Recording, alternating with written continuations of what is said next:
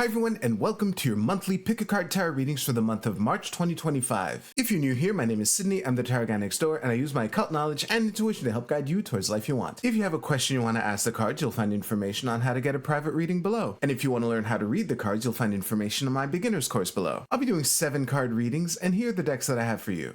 We have the Universal Rider-Waite-Smith with Rose Quartz, the New Palladini Tarot with Hematite, and the Morgan Greer Tarot with Moss Agate. We also have 4 different Oracle cards to choose from 4 different decks.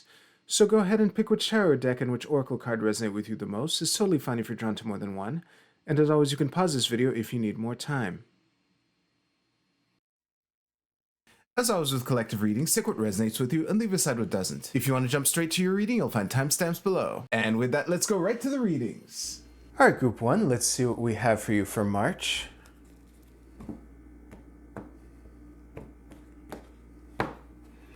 So, in the present energy, well, that's nice. There we go. Okay. Going into it, like in the past, we have Justice. In the incoming energy, we have the Ace of Cups reversed, which is fitting for...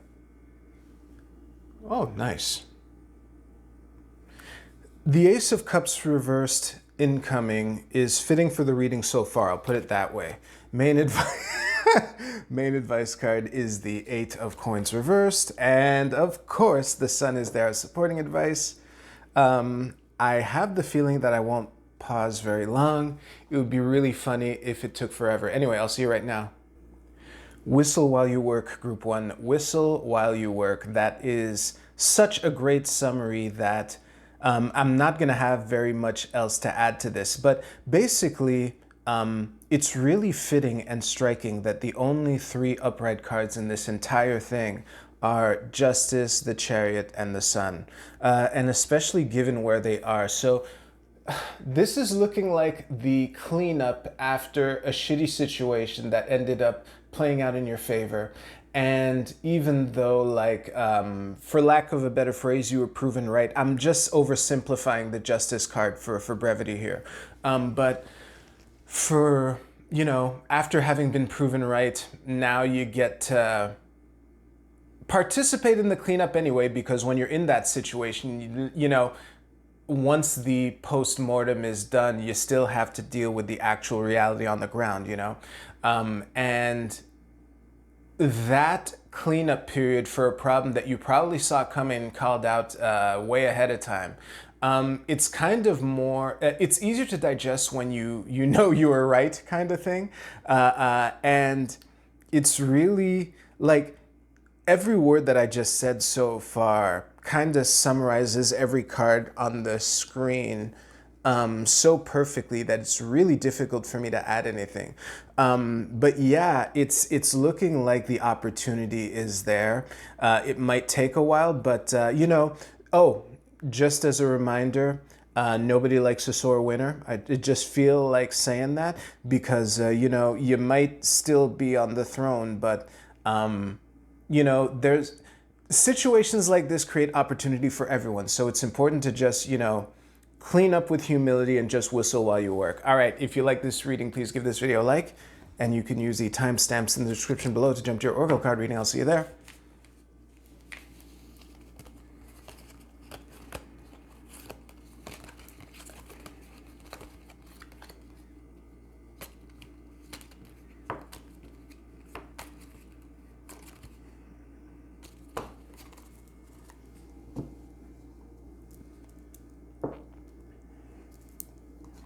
All right, Group 2, let's see what we have for you for March. In the present, what is this? The 3 of Wands, the 10 of Swords reversed, don't panic, and the 9 of Wands reversed, okay? Leading into this, we have the Knight of Cups reversed. Inbound, we have the 5 of Cups, don't panic, Group 2. There we go. The main advice card is the World. And the supporting advice is the Emperor. And what do we have here? The 2 of Coins reversed at the bottom of the deck in reverse, because of course that's the card at the bottom of the deck. All right, let me actually place your cards here. Yeah, that's close enough. All right. Watch me hate how the shot ends up. Nah, that works. All right. All right, I got your back, Group 2. I'll see you right now. Group 2, the shortest way to sum up all this energy is a painful transition. And, you know, with the world as the main advice card, this is looking like something that's playing out in your favor, you know, in the long run. However, the thing that makes this transition so painful, and these three cards are the driving force behind all of this. And it's even more reinforced when we have the Knight of Cups on one side of it in reverse, and these three cards on the other side of it upright. You know, also the only three upright cards in this whole thing. But yeah, the thing I say all the time about the Ten of Swords is, you know, a dramatic ending to something. And the Three of Wands is the threshold card, I call it. The Nine of Wands, I was thinking about this while I'm on pause, that I often read the Nine of Wands as a mini strength, kind of like the strength lady having been through a rough time and kind of low on gas, you know, and she, you know, manifests or shows down as the penultimate fire cards in the pips, you know. But yeah, so all this to say, oh yeah, I forgot to mention this before unpausing, which might put everything that I'm saying into context. But the Two of Coins reversed at the bottom of the deck underpinning everything is even more interesting than I realized at first, because you know, I've used this metaphor before, that hero's journey where you know, call to adventure, yada, yada, yada, and then you cross the abyss and it costs you something that you leave behind. And this is looking like such a moment, like, it's not looking like the Knight of Cups is going to get what he wants, but it looks like a decision that you made to leave something behind in order to get something in exchange, and ultimately, no matter how much you end up missing what it is that you left behind, I have the feeling that these two cups that are upright are gonna, you know, yield more profit than the three cups that that you kicked over, you know, that you ended up having to get to kick over in order to get to the Six of Cups, you know, that kind of thing. And again, like with the World and the Emperor as the advice cards, that's what's giving really strong vibes of whatever this trade-off is that might, you know, it's kind of like pursuing your dream but having to give up what was up until then your favorite thing for a couple years or whatever. And, you know, that kind of thing is kind of painful, but in that situation, it's kind of a call that you make, you know? So the month of March is looking like a month, you know, having that kind of pivotal moment in it, or surrounding that kind of vibe, no pressure. But yeah, I don't really have much else to add, so good for you. If you like this reading, please give this video a like, and you can use the timestamps in the description below to jump to your Oracle card reading. I'll see you there.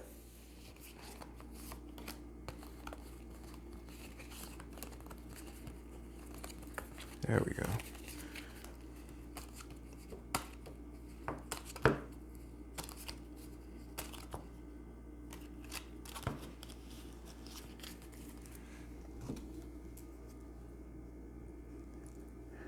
Group 3, let's see what we have for you for March. Oh, by the way, this stone, the blue thing that's on the front of it, it doesn't go all the way across, so I try to make sure that I leave it, you know, blue swoosh side up. I already cut the deck. Let's do it. In the present energy, oh, okay, interesting combination of cards. In the past, we have the Tower reversed. That's as good a place as any to have it. We have Death incoming. The main advice card is the Knight of Coins reversed, and the supporting advice card is the Ace of Swords, and this is the Queen of Coins reversed at the bottom of the deck. Longtime viewers know what words I'm going to try to not spam all the time, but... Oh, I did that blind. It's a little crooked. I'll just adjust it like that. That should be good enough. All right, I will see you right now. Group 2, I'd sum all this up as a transformation following an opportunity. Now, obviously, with the Tower reversed, it's pretty clear that the opportunity came in the form of a catastrophe. However, this is looking like, you know, an opportunity to capitalize on it in the form of, you know, lessons learned and opportunities taken and all that shit. Yeah, there's one thing that I want to, like, this transformation is looking like a difficult one. I'm optimistic in the sense that the majority of the cards in the reading proper are upright. So it's like 4 versus 3 plus 1, you know? So the odds are in your favor. But it's looking like a close game, you know? And I don't know what this journey is for you. And because of, you know, since this is a collective reading, I can't really know. However, there, like, I want to thank you for a connection that I made while I was pausing, because this Knight of, the Knight of Coins reversed here in the main advice card. It's, I'm not sure. I have a tendency towards reading it as a prolonged grinding out process, almost like the Eight of Coins. And that made me realize that there's a general relationship between the eights and the knights of all the suits. And yes, I also mean the Eight of Swords and the Knight of Swords. It's analysis paralysis because your mind is racing so fast, you know? And yeah, the Eight of Coins showed up for another group in a similar context, which is part of what made me make that connection. But yeah, it's looking like a hard-fought victory, but you know the prize that's on the other side of this game appears worth it. You know, with the Ace of Swords as the supporting advice card. Now, the card that confused me the most for most of my time staring at this was the Queen of Cups here. I wasn't sure what she was adding, why she had her back to the whole thing. And I realized that connecting her to the Queen of Coins at the bottom of the deck in reverse, she might be a warning against not letting your emotions distract you, in the sense that not losing your focus, quote unquote. Wink, wink, nudge, nudge. Like the emotional journey that is implied by the Eight of Cups in the middle of everything, you know, is one that, especially preceding what, especially after what precedes it, and with the opportunity that is here because of it, it's very easy to start wandering in any which direction. And especially with the Emperor reversed, it's a strong warning against yeah, it's a warning of that possibility, basically, to make sure that you know what your priorities are and stay focused on what matters the most, and then grind it out to go get it, you know? Actually, that was a mic drop. If you liked your reading, please give this video a like, and you can use the timestamps in the description below to jump to your Oracle card reading. I'll see you there.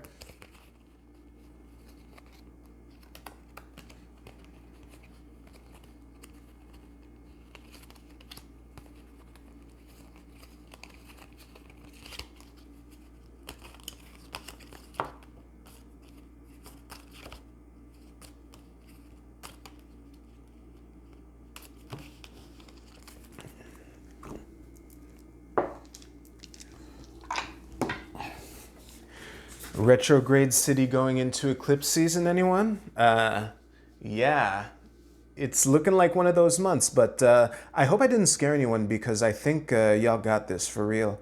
I think this is close enough. Let's do it. Group A, your card is Splitting Apart. Don't panic. This is I Ching hexagram number 23. And the keywords are impermanence, collapse, deterioration, separation, let go, surrender, climb, what is this? Eliminate the old, and death. This is a transformation. This is kind of the I Ching equivalent of the Tower card. They have a lot in common in that regard. But yeah, it is, there's opportunity in moments like these, and it's important to make sure that you accept the change that comes in times like these, you know? Group B, your card is the full moon, full water moon fulfillment. Let me stare at this for a moment. If you thought Scorpio full moon right away, you get a cookie. And also, I'm kind of happy for the people who picked this card because, you know, the tarot portion was, you know, kind of rough depending on which one you picked. And this brings a strong, you know, reinforcement of the emotional fulfillment that comes with it. And it kind of reinforces the theme of it being worth it in the end, you know, that kind of thing. So, good for you. Group C, your card is New Moon in Aquarius. Bring love into the situation. Let me just show you the card. Let me think about that for a second. Given the readings that I gave, I'm very tempted to read it in the literal sense of being reminded of how important doing things from a perspective of love is important. And also with the Aquarian theme, I think that the particular love is the service kind of love. You know, the Aquarius have a reputation of being humanitarians, or so I've heard. So yeah, Group D, your card is Jupiter in Taurus, status. Very interesting considering the cards, the tarot readings. Give me a second. The main way that I'm reading this is the cool way in the sense that given the readings that I gave, I think that it's important to be proud of how far you've come and remember, you know, remember that and that no one can take that away from you. It seems potentially somber the way I say it, but I mean that in the cool way, you know, because, you know, Taurus is that fixed Venusian type of vibe. And, you know, the expansive Jupiter and that it has this kind of enduring fulfillment. Oh, I almost forgot to mention, this might be a warning for some of you to be mindful of people playing status games, or maybe you're sitting in that person's chair right now. But yeah, the main way that I am interpreting this is the, you know, be proud of how far you've come. It's looking like if you're surprised to be hearing me say this, you might be cutting yourself short. So take another look. And that is a good note to end on. Thank you very much for watching. If you like this video, please give this video a like. I hope you have a great month. Take care. I'll see you soon.